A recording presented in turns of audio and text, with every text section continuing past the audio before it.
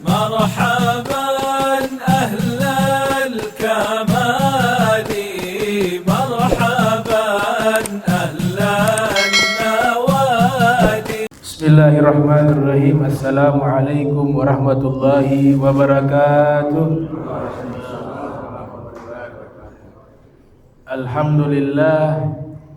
الحمد لله الذي رفع السماء بغير عماد وخفض الأرض وقدر فيها أوقاتها لنفع العباد وثبتها بالروائس والأوتاد وجزم بوحدانيته أهل البغي والإلحاد ثم الصلاة والسلام على أفصح من نطق بالضاد سيدنا محمد بن عبد الله المخصوص بالشفاعة العظمى يوم المعاد وعلى آله وصحبه الذين بذلوا محجهم لنصر الحق من غير شك ولا تردد. أما بعد سبحانك لا علم لنا إلا ما علمتنا إنك أنت العليم الحكيم. ربي اشرح لي صدري ويسر لي أمري واحلل عقدة من لساني يفقهوا قولي وسدد لساني واهدي قلبي بحق سيدنا محمد صلى الله عليه وآله وبارك وسلم. يا من هو في علوه كائن يا من هو في فعله حميد يا من هو في مجده متين. اللهم أكرمنا بنور الفهم وأخرجنا من ظلمات الوهم وارزقنا فهم النبيين وحفظ المرسلين وإلهام ملائكة المقربين. ربنا زدنا علما وفهما وعقلا يا أكرم الأكرمين بحق سيدنا محمد خاتم الأنبياء والمرسلين يا رحمن يا رحيم. وصلى الله على سيدنا محمد وعلى آله وصحبه وبارك وسلم. والحمد لله رب العالمين. Alhamdulillah, puji syukur kehadirat Allah Subhanahu wa taala atas segenap curahan nikmat dan karunia-Nya. Tak lupa senantiasa salawat dan salam tercurahkan kepada junjungan mulia Nabi kita tercinta Nabi Yuna Muhammad sallallahu alaihi wa alihi wa barak wasallam beserta segenap keluarga beliau, sahabatnya dan umatnya. Yang saya muliakan segenap orang tua, para imam Masjid Al-Amin, warga Fala Jawa 1, warga Fala Jawa 2, dan segenap jamaah yang hadir di malam hari ini. Alhamdulillah kita kembali bisa berkumpul, dan juga secara pribadi atas nama pribadi dan keluarga saya meminta maaf jika ada salah dari ucapan perbuatan karena masih suasana hari raya Idul Adha. Mudah-mudahan kita seluruh dosanya diampuni oleh Allah Subhanahu wa taala, diberikan kita istiqomah fi taatillahi Subhanahu wa taala, dijaga kita daripada wafat dalam keadaan su'ul khatimah, diberikan kita wafat dalam keadaan husnul khatimah. Amin ya rabbal alamin. Jadi husnul khatimah ini sangat penting. Penentuan dari seluruh amal soleh kita ditentukan di akhir, bukan di awal, bukan di pertengahan. Akhir ini penentuan, dinamakan dengan husnul khatimah, artinya meninggal dalam keadaan baik. Arti kata baik di sini meninggalnya diridhoi oleh Allah Subhanahu wa taala. Jadi ibadah sehebat apapun hasilnya itu bagian akhir. Bagian akhir. Namun bagian akhir ini yang menentukan selama ia hidup. Jika waktunya diisi dengan kebaikan, maka akan membantu hasil akhir. Dari awal sudah taat, istiqomah di dalam kebaikan, di dalam amal soleh, di dalam ibadah, di dalam ketaatan kepada Allah Subhanahu wa taala, insyaallah bagian akhirnya akan meraih husnul khotimah. Itu kebanyakan akhlak. Dan husnul khotimah tidak bisa diraih kecuali syarat utama yang pertama. Syarat utama yang pertama bisa meraih husnul khotimah, yaitu Islam. Makanya kita bersyukur tanpa kita meminta terlahir dalam keadaan menjadi umat Nabi Muhammad SAW. Tanpa kita meminta sudah terlahir dalam keadaan Islam. Ini nikmat terbesar. Jangan dijual dengan harta dunia. Jangan dijual dengan jabatan. Gara-gara jabatan nikah dengan orang kaya, agamanya dia rela tinggalkan, dia berpindah. Ini kerugian besar. Makanya syarat husnul khotimah yang pertama Islam. Bahkan nabi-nabi terdahulu telah memberikan wasiat. Sekelas Nabi Ibrahim itu selalu memberikan wasiat kepada anak-anaknya, jangan mati, jangan wafat kecuali dalam keadaan Islam. Nah, kita hafal semua ayatnya. Wa wassa biha Ibrahimu banihi. Nabi Ibrahim memberikan wasiat kepada anak-anaknya. Ini dalam surat Al-Baqarah ayat 132. Di situ ada wasiat Nabi Ibrahim. Dan Nabi Ibrahim ini Allah sebut namanya termasuk banyak. 68 kali Allah sebutkan nama Nabi Ibrahim di dalam Al-Quran. Nama Nabi Adam Allah sebutkan sebanyak 25 kali. Nama Nabi kita Muhammad sallallahu alaihi wasallam Allah sebutkan dalam Al-Quran sebanyak 4 kali. Kok sedikit dibanding Nabi Ibrahim, dibanding Nabi Adam? Padahal ada kaidah mengatakan kasratul asma tadullu ala syarafil musamma. Makin banyak nama itu disebut, makin menunjukkan kemuliaan. Kenapa nama Nabi Muhammad hanya 4 kali? Nama Nabi Ibrahim 68 kali, nama Nabi Adam 25 kali, nama Sayyidah Maryam 30 lebih. Karena nama Nabi Muhammad SAW Allah sebutkan dengan gelar jumlahnya banyak. Jadi Allah saking menghormati Rasulullah sallallahu alaihi wasallam, Allah memanggil dengan gelar-gelar kemuliaan kepada Nabi Muhammad sallallahu alaihi wasallam. Ya ayyuhal muzammil, ya ayyuhal mudaththir, Yasin, Nun, Shad, Toha. Itu seluruhnya di dalam tafsir, dalam kitab Nasimur Riyad, sarah daripada Asy-Syifa, itu menyebutkan bahwa nama-nama tersebut Allah panggil dengan gelar kepada Nabi Muhammad sallallahu alaihi wasallam. Saking menghormati Rasulullah sallallahu alaihi wasallam. Nah, Nabi Ibrahim memberikan wasiat, wa wassa biha Ibrahimu banihi. Nabi Ibrahim telah memberikan wasiat agar meninggal membawa agama Islam. Berpegang teguh dengan agama Islam sampai meninggal. Wa Yaqubu, setelah generasi berikutnya Nabi Yakub. Nabi Yakub mengatakan, ya baniya innallaha astafa lakum dina fala tamutunna illa wa antum muslimun. Ini wasiatnya Nabi Ibrahim dan Nabi Yakub. Nabi Yakub katakan, wahai anak-anakku, fala tamutunna. Ini pakai nun taukid tsaqilah. Ada nun taukid di bagian belakang, fala tamutunna. Artinya penegasan jangan sampai meninggal kecuali harus dengan agama Islam. Fala tamutunna illa wa antum muslimun. Janganlah kalian meninggal terkecuali dalam keadaan Islam. Kenapa? Karena ini syarat utama. Mau masuk surga, mau dapat ridhonya Allah, mau dapat ridhonya Nabi Muhammad sallallahu alaihi wasallam, itu syarat pertamanya beragama Islam. Maka jangan jual agama kita. Jaga agama kita, didik anak-anak kita berpegang teguh dengan agama Islam. Sesusah-susah apapun, meninggal dalam keadaan Islam itu kenikmatan yang paling terbesar. Makanya dikatakan orang yang bisa mencicipi manisnya keimanan kepada Allah adalah dzaka ta'mal iman man radiya billahi rabban. Yang pertama, dia bisa mencicipi nikmatnya keimanan ketika dia mengakui, dia ridho bahwa Tuhannya hanya Allah.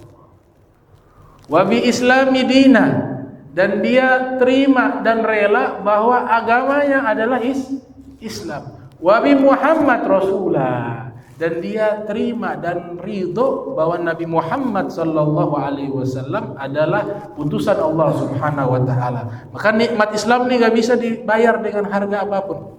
Dengan emas, dengan harta untuk menandingi kenikmatan Islam itu tidak bisa dibayar, tidak bisa dihargai, karena nikmat Islam adalah nikmat yang paling terbesar. Dikatakan oleh Al-Habib Abdullah Al-Haddad beliau mengatakan bahwa sesungguhnya nahnu firauhin wa rauha wa quburin wastiraha, ni'matul islami a'la ni'matin halat bisaha. Bahwa kita umat Islam selalu hidup dalam keadaan senang, bahagia, penuh kenikmatan. Kenapa? Karena kita sebenarnya telah mendapatkan nikmat yang besar yang Allah berikan kepada kita, yaitu nikmat Islam, nikmat yang paling terbesar yang Allah berikan kepada manusia, yaitu nikmat menjadi umat Nabi Muhammad sallallahu alaihi wasallam. Ini syarat pertama, husnul khotimah. Syarat kedua, husnul khotimah, disebutkan dalam hadis innamal a'malu bi khawatimiha. Ini penentuan di bagian akhir amal ibadah kita. Tapi akhirnya ini sesuai kebiasaan hidup kita sehari-hari.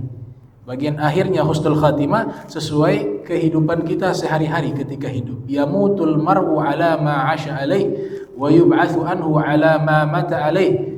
Yamutul mar'u, seseorang meninggal sesuai dengan aktivitas kehidupan sehari-harinya. Dia ahli sujud, ahli ibadah, ahli solat, insya Allah meninggalnya tidak jauh dari solat. Dia ahli qiraatul Quran, rajin membaca Al-Quran, bahkan waktunya habis dengan membaca Al-Quran, insya Allah meninggal tidak jauh dari membaca Al-Quran. Maka penentuan akhir adalah hidup. Husnul khotimah itu diraih dengan kehidupan yang kita lakukan, aktivitasnya lebih banyak mana? Ketaatan atau maksiat? Kalau presentasi ketaatan dan ibadah lebih banyak, apalagi maksiat dia tinggalkan seluruhnya, insya Allah dia bisa meraih husnul khotimah. Makanya ada satu hadis diriwayatkan oleh Imam Tirmidzi yang lahir tahun 200 Hijriah, meninggal 279 Hijriah, di dalam sunannya dari sahabat bernama Sayyidina Abdullah bin Amr bin As. Jadi ini hadis menarik. Dalam hadis tersebut Rasul sallallahu alaihi wasallam bersabda, "Iqra." Bacalah Al-Qur'an. "Wartaqi." Naikkan derajat. Baca Al-Qur'an meninggikan derajat. "Warattil." Tartillah membaca Al-Qur'an. "Kama turattilu, kama kunta turattil fid dunya." Sebagaimana kalian membaca Al-Qur'an dengan tartil di dunia, fa inna manzilataka inda akhir ayatin taqra'uha. Karena pangkat kalian di akhirat itu sebenarnya akhir dari ayat Al-Quran yang kalian baca. Di situ pangkat kalian di akhirat. Makanya Al-Quran ini harus dijadikan sebagai kebutuhan, bukan sebagai pajangan. Pajangan setahun sekali baru dibuka, nanti sudah berdebu. Tapi Al-Quran ini penentuan pangkat kita di akhirat. Kita baca ayat terakhir apa, di situ pangkat kita di akhirat, kata Nabi Muhammad SAW. Makanya di Tarim Hadramaut, beliau bukan seorang ulama. Ada seorang yang dia membersihkan masjid. Habis membersihkan masjid, baca Al-Quran. Habis sholat, baca Al-Quran. Sudah gak ada waktu yang lain. Sudah tidak ada televisi. Habis dengan Al-Quran. Akhirnya meninggal dunia lagi memegang Al-Quran. Dan jarinya itu menunjuk ke ayat bahwa Allah mewarisi surga Firdaus. Jarinya pas meninggal menunjuk ayat tersebut. Alladzina, ya, orang-orang yang kami memberikan warisan Jannatul Firdaus, surga Firdaus. Beliau punya jari pas menunjuk ke ayat tersebut. Ini sesuai hadis Nabi. Pangkat terakhir daripada kaum muslimin di akhirat adalah ayat terakhir yang engkau baca, kata Rasulullah SAW. Makanya kalau baca jangan pas berhenti di ayat-ayat neraka. Ya, dikhawatirkan meninggal pangkatnya di situ. Cari berhenti pas surga. Ya, sadaqallahul adzim. Ya, ini hanya bercanda saja, ya, serius. Tapi artinya memang nggak bisa direkayasa. Nggak bisa direkayasa. Coba perhatikan orang-orang soleh yang meninggal, disurvei. Itu pasti ayat yang dibaca terakhir adalah ayat tentang surga. Yang masalahnya nggak pernah baca. Ini nggak tahu dia di surga apa di neraka. Tidak pernah sontong Al-Quran. Nauzubillah min dzalik. Al-Quran kalau tidak pernah dibaca, Al-Quran akan menuntut. Kata Nabi, Al-Quran hujjatun laka aw alaik. Al-Quran bisa menjadi pembelamu, juga bisa menjadi musuhmu di yaumil qiyamah. Jadi musuh gimana? Gak pernah dibaca, tidak pernah diamalkan. Jadi husnul khotimah berkaitan erat dengan Al-Quran. Pangkat terakhir yang kita miliki di akhir hidup kita dan pangkat kita di akhirat adalah akhir ayat Al-Quran yang kita baca. Maka jangan pernah meninggalkan membaca Al-Quran. Makanya ulama terdahulu mereka berlomba-lomba membaca Al-Quran. Bahkan di antara mereka ada yang rekor tertinggi menghatamkan Al-Quran 8 kali satu hari. 8 kali khatam Al-Quran satu hari. Ada wanita namanya Sayyidah Rabi'ah Adawiyah. Itu beliau punya rumah sampingnya kuburan digali. Untuk khusus calon kuburan beliau agar beliau selalu mengingat kematian. Jadi sudah dibuat kuburan khusus untuk beliau di samping rumahnya. Itu beliau setiap hari turun di dalam kuburan beliau membaca Al-Quran dan berhasil mengkhatamkan 6.000 kali di dalam kuburan beliau. Itu mempersiapkan karena kubur Al-Quran menjadi nur, cahaya di dalam kuburan. Al-Imam Syafi'i juga demikian. Kalau bulan suci Ramadan tiba, beliau mampu mengkhatamkan 60 kali selama bulan suci Ramadan. Al-Imam Abu Hanifah mengkhatamkan Al-Quran di dalam penjara 6.000 kali. Akhirnya meninggal dalam keadaan sujud kepada Allah Subhanahu wa taala. Jadi ini Al-Quran membantu kita meraih husnul khotimah. Kemudian husnul khotimah kita bisa raih yang kedua, yaitu di saat menjelang meninggal kita melakukan amal soleh. Sebelum meninggal, amal soleh dia lakukan. Itu menandakan dia meraih husnul khotimah. Rasul sallallahu alaihi wasallam bersabda dalam hadis riwayat Ahmad bin Hanbal yang lahir tahun 164 Hijriah, meninggal 241 Hijriah, Nabi mengatakan, "Idza aradallahu bi'abdin khaira ista'malahu." Apabila Allah ingin kepada seorang hamba kebaikan, Allah mempergunakannya, ista'malahu. Faqila, "Kaifa yasta'miluhu ya Rasulullah?" Sahabat bertanya, maksud Allah mempergunakan itu apa ya Rasulullah? Kata Nabi sallallahu alaihi wasallam, "Yuwaffiquhu li'amalin sholihin qoblal maut." Yaitu Allah memberikan taufik kepadanya sebelum dia meninggal sempat melakukan satu amal soleh. Maka dia meraih husnul khotimah. Ini taufik mahal, hanya 2 kali Allah sebutkan dalam Al-Quran. 2 kali. Artinya terlalu mahal sehingga Allah menyebutkan hanya 2 kali. Kalau hidayah banyak, tapi kalau taufik hanya 2. Jadi amal soleh penentuan daripada kita meraih husnul khotimah. Ada juga dikatakan tentang amal, orang yang Allah berikan kebaikan kepadanya, dia lebih sibuk memikirkan amal soleh dibanding berdebat. Ada orang berdebat sana, berdebat sini, berdebat sana, dia lupa melakukan amal soleh. Padahal yang dihitung itu bukan debat, dihitung itu amal soleh. Kita meninggal, kita membawa amal, bukan membawa yang lain. Makanya ada seorang ulama bernama Al-Imam Ma'ruf Al-Karhi. Ini Ma'ruf Al-Karhi dalam kitab Hilyatul Awliya wa Tabaqatul Asfiya, beliau menyatakan, "Idza aradullah bi'abdin khaira," apabila Allah menginginkan kebaikan kepada seorang hambanya, fatalah aglaka anhu babal jadal, Allah mengunci pintu perdebatan, wa fataha lahu babal amal, dan Allah bukakan dia pintu beramal soleh. Wa idza aradullah bi'abdin syarra, apabila Allah menginginkan seorang hamba keburukan, fataha lahu babal amal, Allah bukakan pintu perdebatan. Hanya waktunya habis, terbuang sia-sia di dalam perdebatan dan lain-lainnya yang tidak bermanfaat. Wa fatah wa aglaka anhu babal amal, dan Allah mengunci pintu amal. Allah mengunci pintu amal. Jadi amal soleh dia tidak lakukan, dia habiskan di dalam hal-hal yang sia-sia. Min husnil Islam mar'i tarkuhu ma la ya'nihi. Islam yang baik itu adalah meninggalkan hal-hal yang tidak bermanfaat. Itu orang yang beragama Islam yang baik, kata Nabi Muhammad sallallahu alaihi wasallam. Kemudian orang yang melakukan amal soleh, dia harus sadarkan di dalam hatinya bahwa seluruh perbuatannya itu disaksikan oleh Nabi Muhammad sallallahu alaihi wasallam. Selama kita menjadi umat Rasulullah, perbuatan baikkah itu atau perbuatan dosakah itu, seluruhnya ditampilkan di hadapan Nabi Muhammad sallallahu alaihi wasallam. Sehingga Nabi katakan, tu'radu alayya amalukum, amal-amal ibadah kalian wahai umatku itu ditampilkan di hadapanku, kata Nabi.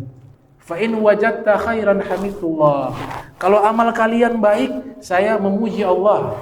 Saya bersyukur kepada Allah. Wa in wajadtu ghaira dzalik istaghfartu lakum. Kalau saya dapati amal ibadah kalian penuh dengan dosa, saya orang pertama yang beristighfar kepada Allah untuk kalian, kata Nabi Muhammad SAW.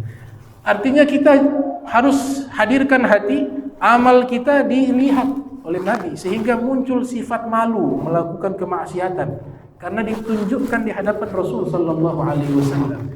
Al-Habib Ali bin Muhammad Al-Habsyi, beliau mengatakan basyiru wajhan nabikum. Ayo gembirakanlah wajah nabi kalian Muhammad sallallahu alaihi wasallam. Bisoleh a'malikum, dengan amal soleh kalian. Gembirakan wajah nabi dengan soleh amal kita, bukan amal buruk. Kalau amal buruk kita lakukan, wajah nabi bersedih. Maka hadirkan di dalam hati kita bahwa Rasul sallallahu alaihi wasallam beliau menyaksikan seluruh perbuatan kita. Jadi kita membuat amal soleh, wajah Nabi berseri, wajah Nabi berbahagia.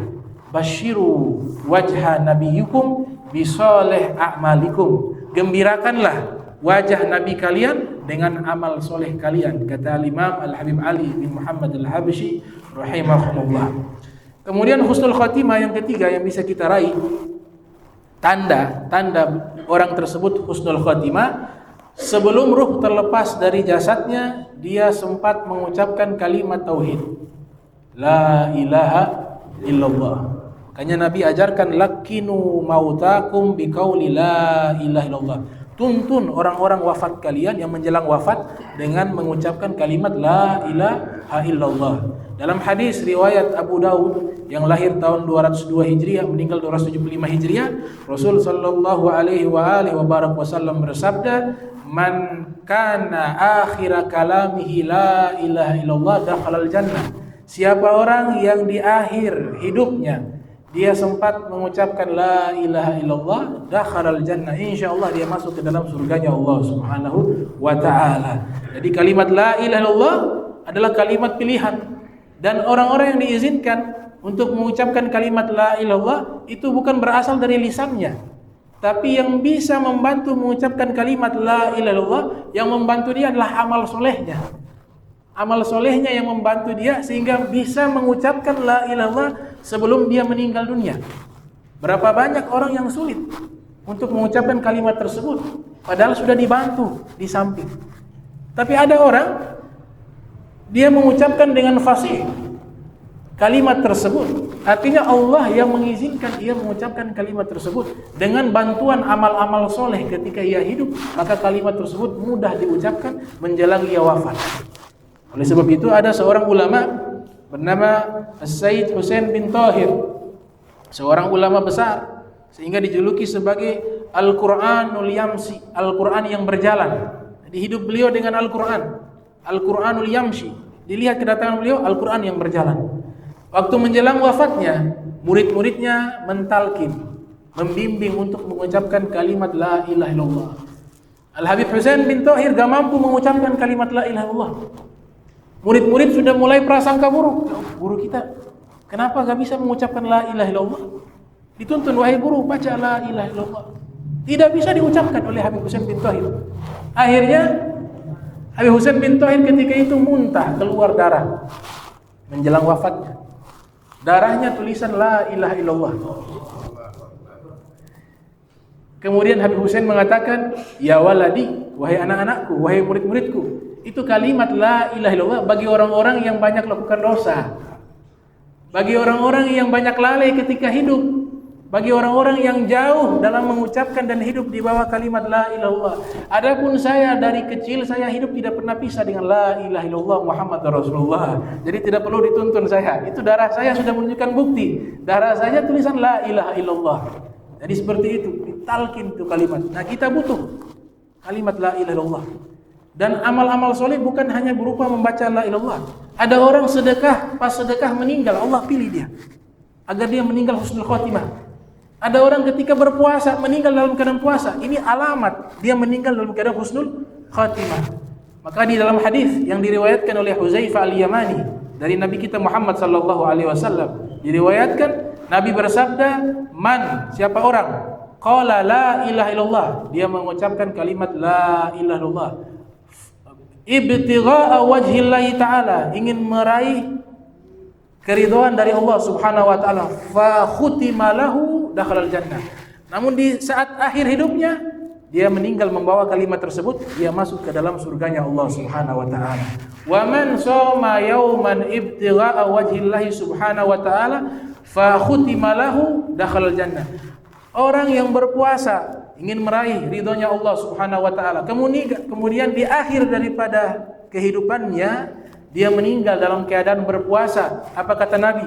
Dakhalal jannah, dia masuk ke dalam surganya Allah Subhanahu wa taala. Wa man tasaddaqa bi sadaqatin ibtigha'a wajhillahi taala, orang yang bersedekah dengan satu sedekah, kemudian dia ingin meraih ridhonya Allah dengan sedekah tersebut, fa khutima lahu dakhalal jannah, di saat meninggal dia ditutup dengan sedekah, maka dia masuk ke dalam surganya Allah Subhanahu wa taala.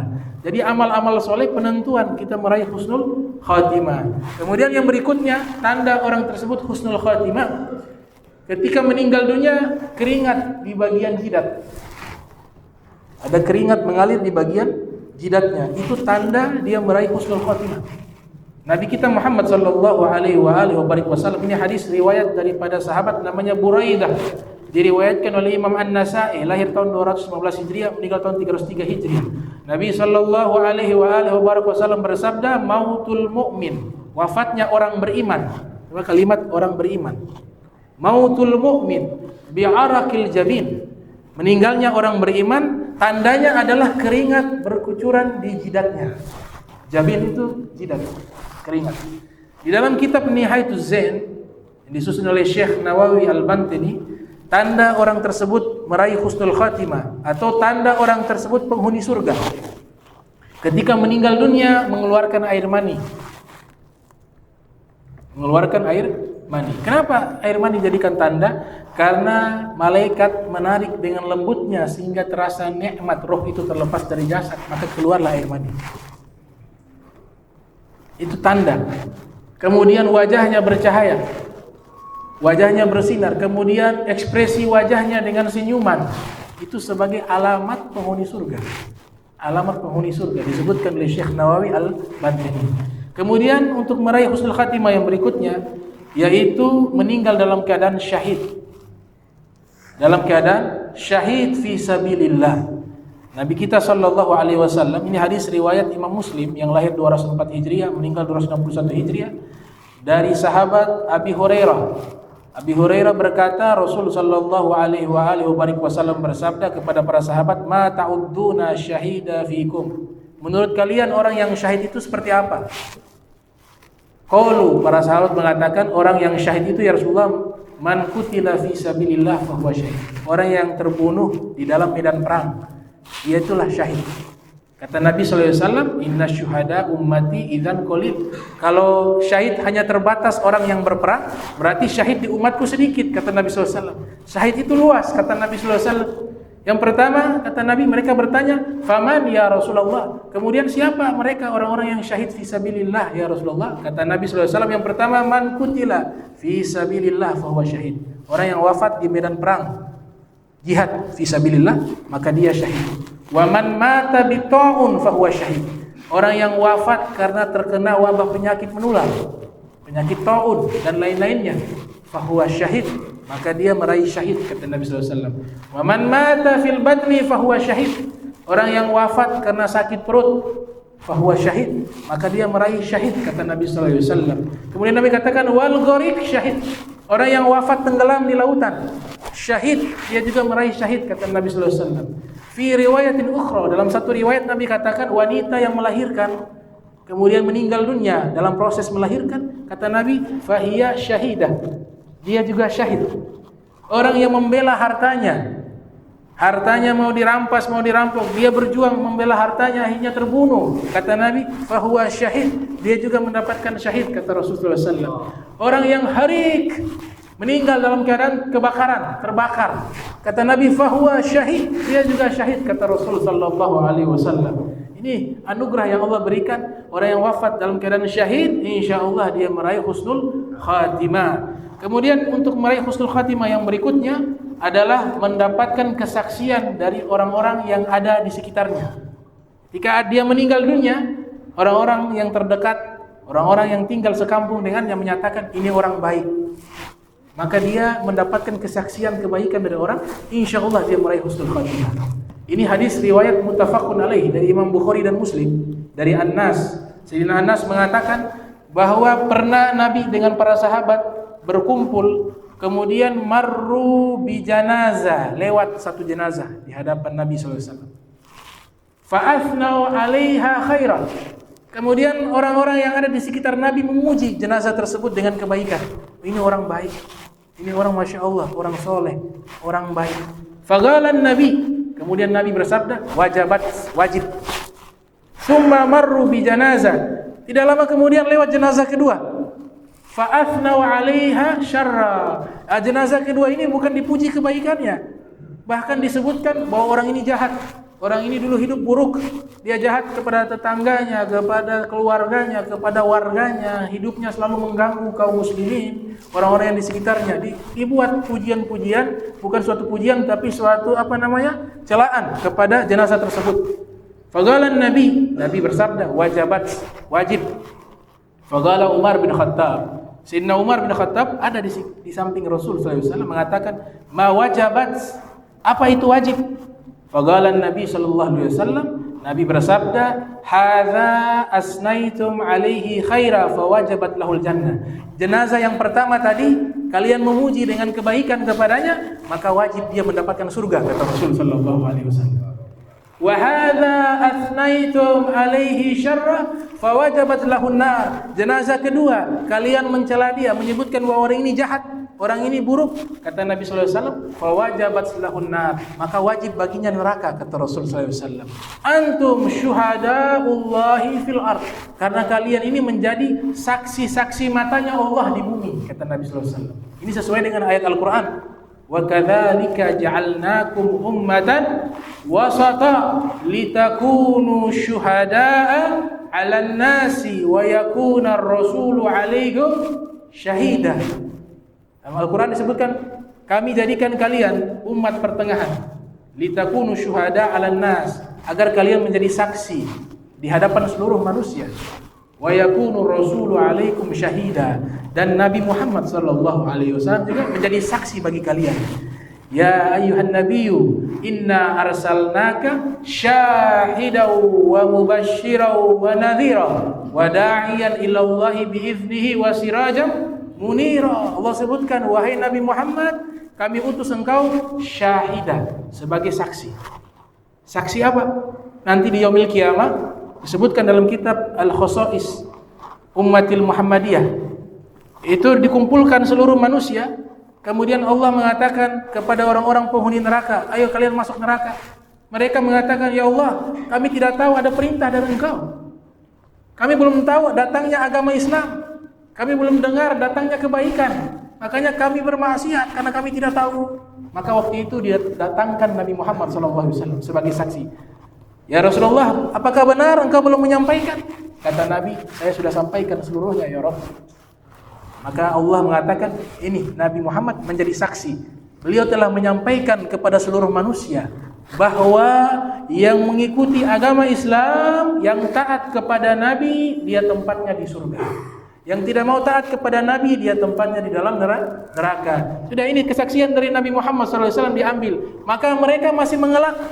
Kemudian Allah bawa kaum muslimin, orang-orang beriman, datang. Ditanyakan kepada orang-orang beriman, penghuni surga, bagaimana? Apakah Nabi Muhammad SAW belum menyampaikan? Maka orang-orang beriman menjadi saksi di hadapan Allah. Demi mereka mengatakan, demi Allah, sungguh Nabi Muhammad telah melaksanakan amanah, telah memberikan nasihat kepada kami, dan telah menyampaikan seluruh kebaikan yang kau perintahkan.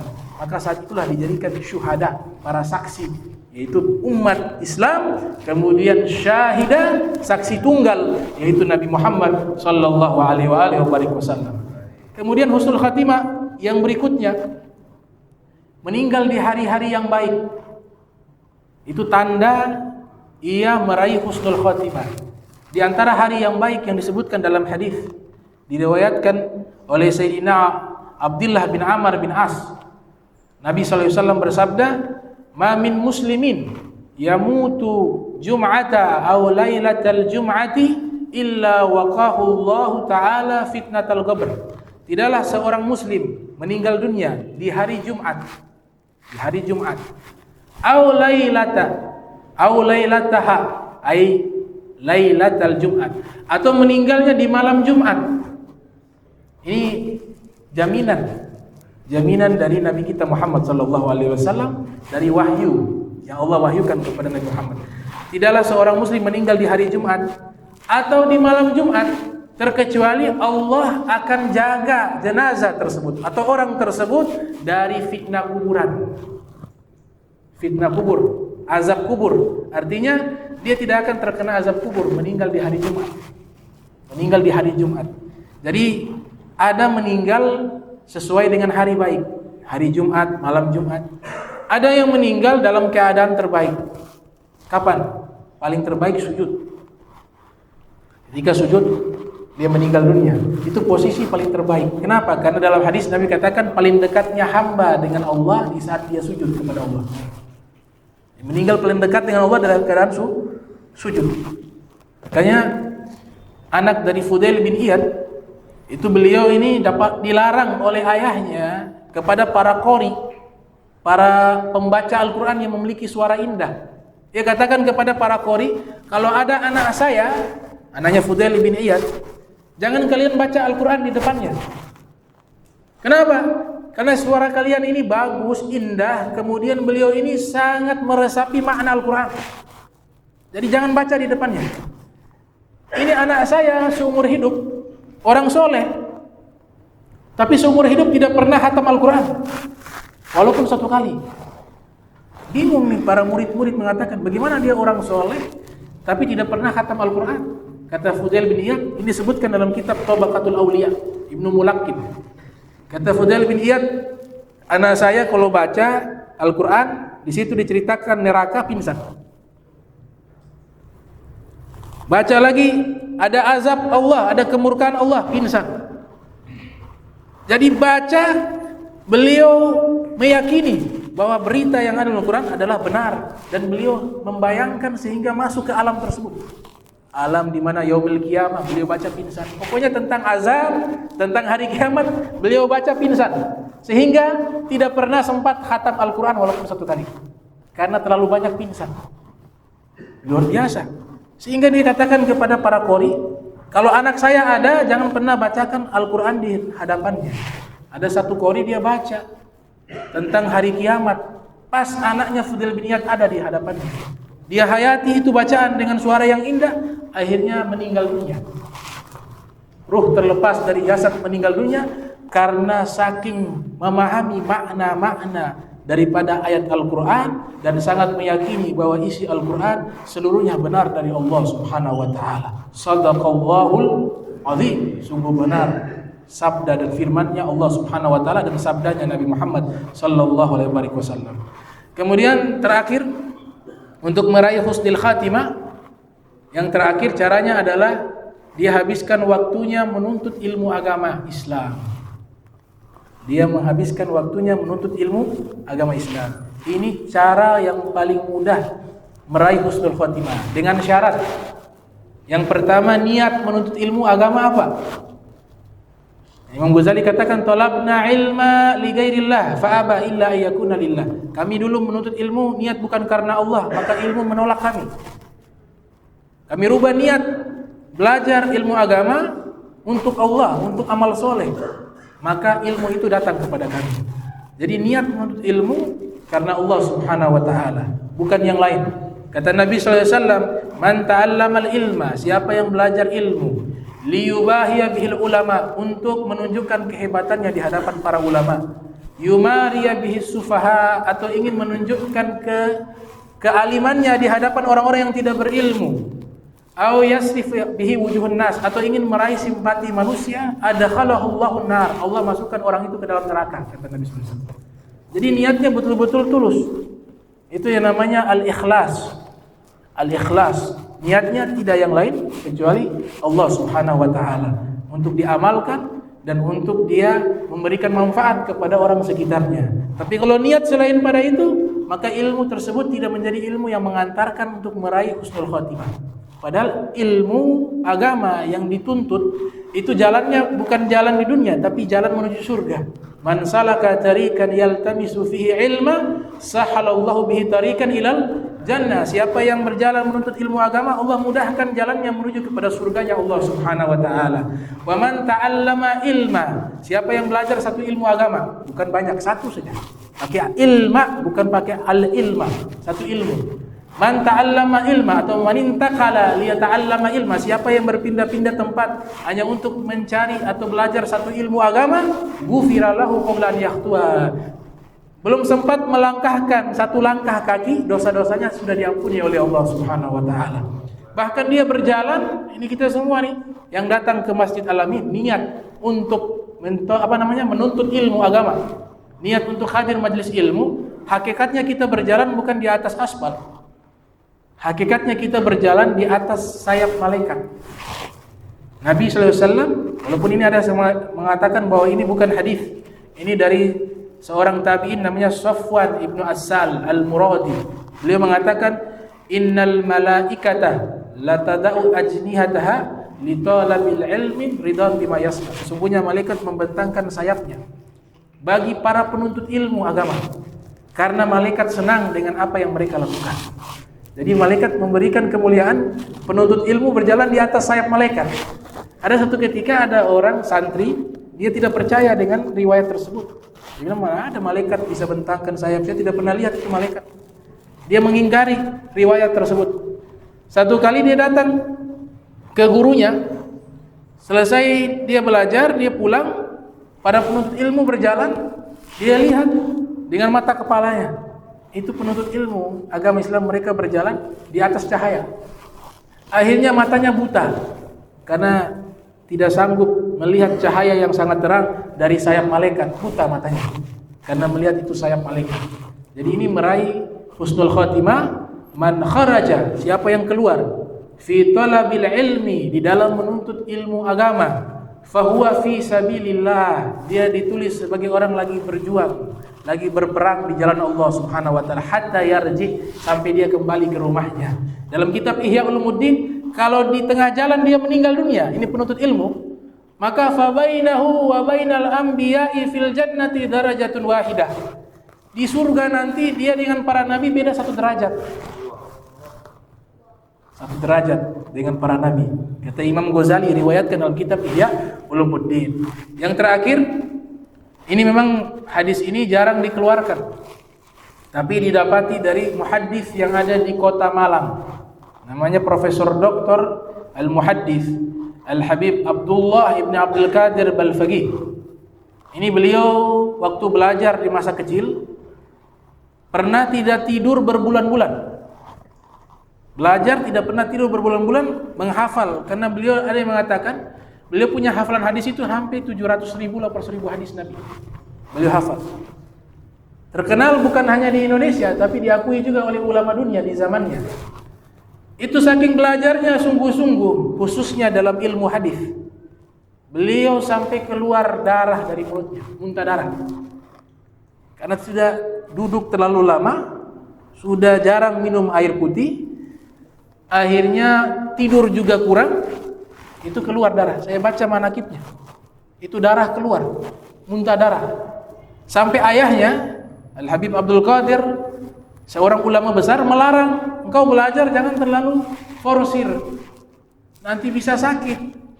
Beliau tetap dengan kecintaan kepada ilmu hadis, sampai dikatakan beliau kalau belajar di pesantrennya Darul Hadis itu minta kelas tambahan dari para ustadz. Jadi dibilang, ustadz, nanti malam boleh saya datang mau tambah belajar. Jam berapa? Ya jam 12 begitu, biar agak lama sampai malam. Ustadz pikir-pikir juga, yang punya pesantren abahnya. Mau tolak gak enak, yang punya pesantren abahnya beliau, ayahnya beliau. Kata ustadz, ya sudah boleh, insyaallah datang jam 12 malam. Jadi itu sudah dari pagi sudah belajar full, tambah lagi kelas malam. Ustadz bangun tidur, ya sudah belajar lagi. Pikir ustadz ini belajarnya malam ya paling enggak 1 jam. Ternyata beliau kuat sampai subuh. Sampai sudah dekat azan subuh, beliau sholat tahajud, sudah mendekati sholat tahajud, sholat subuh, beliau bilang, Ustaz mau lanjut lagi? Dia bilang, sudah, saya istirahat. Ya, nanti sudah lain kali. Nah, besok boleh. Tidak enak kan besok pesantren. Besok datang lagi jam 12 malam. Belajar lagi sampai dekat subuh lagi. Akhirnya hari ketiga, ustadznya sakit. Dia pindah ke ustadz yang lain lagi. Bilang, Ustaz, saya mau tambah kelas lagi malam. Oh boleh, jam berapa, Habib? Jam 11 atau jam 12, oh boleh. Nah, dia tidak tahu ustadz yang sebelah itu sakit. Dia bilang boleh-boleh saja. Belajar lagi, datang Habib Abdullah. Belajar, jam 11 sama. Sudah dekat subuh baru selesai. Tapi dia berbeda dengan ustadz yang pertama. Dia jujur, dia bilang, Habib, ini kalau jadwal tiap hari saya bisa mati. Jadi kayaknya antum sudah, saya istirahat juga. Ini pagi-pagi saya mengajar lagi. Subhanallah, mujahadanya. Dan paginya lanjut belajar. Makanya beliau itu luar biasa. Sampai waktu dewasanya itu kalau beliau punya jubah, di dalamnya kacamata seluruhnya. Kacamata hitam. Jadi kalau buka kacamata tutup mata.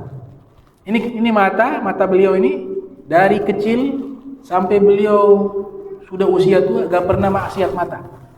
Beliau gak pernah keluar rumah kecuali di pesantren. Mata beliau hanya lihat hadis Nabi Muhammad SAW. Sehingga itu mata diberikan apa? Keramat, bisa lihat dosanya orang lewat wujud hewani. Dalam kitab Ihya Ulumuddin disebutkan dosa itu ada yang sifatnya seperti hewan. Dosa rakus. Orangnya rakus, sudah tidak peduli mana yang halal, mana yang haram. Dia punya wajah seperti hewan buas.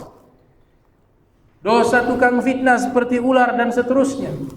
Itu kelihatan, makanya beliau kacamata hitam itu menutup pandangan matanya. Wajar, bisa lihat begitu. Kenapa? Ini mata hanya lihat hadis Nabi SAW.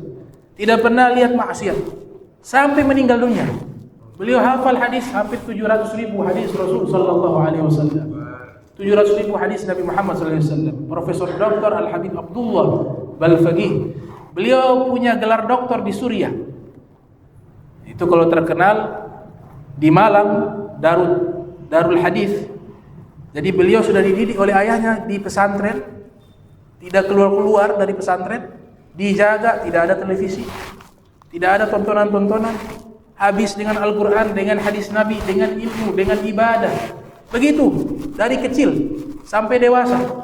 Sampai akhirnya sudah dididik sekolah ke Mesir.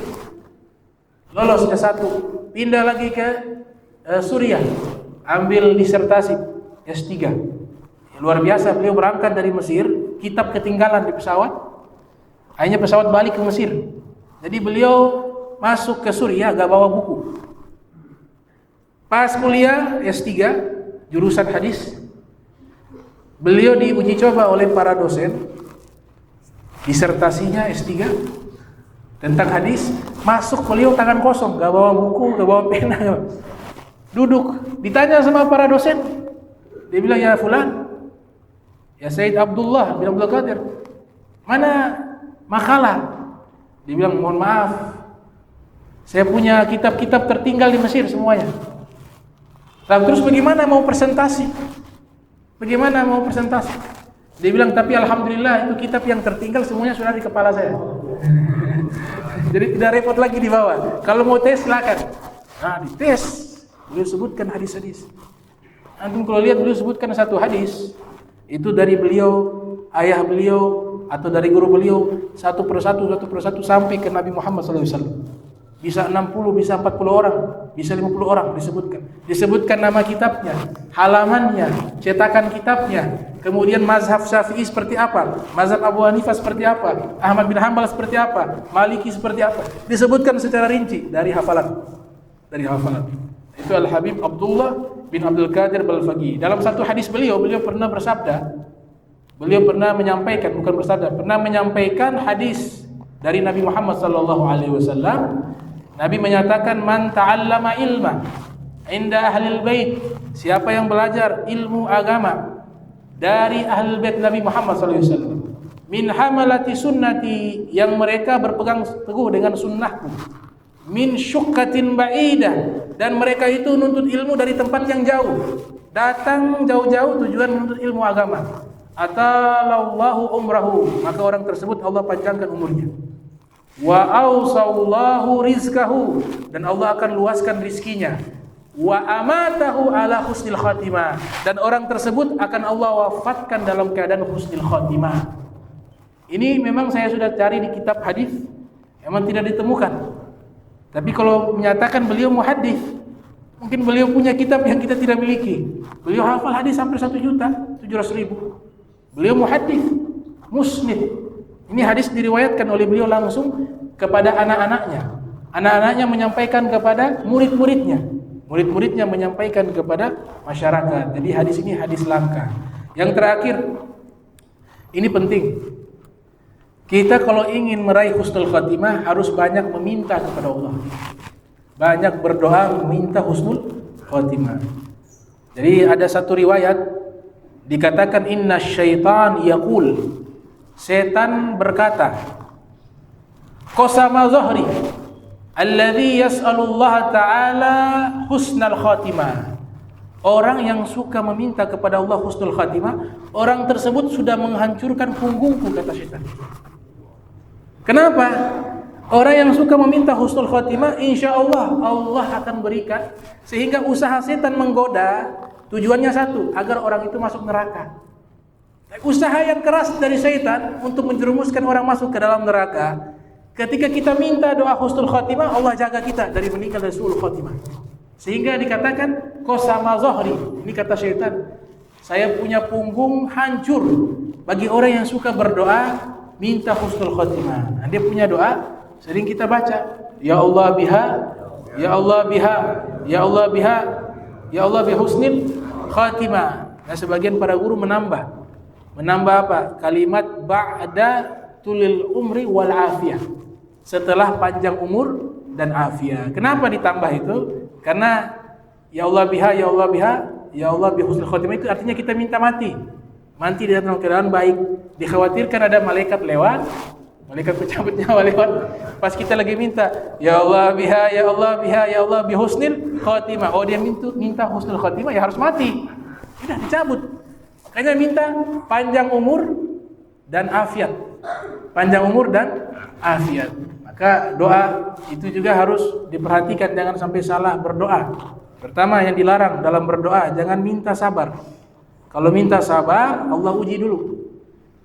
Jangan minta sesuatu yang tidak dirinci jika di situ ada mudarat.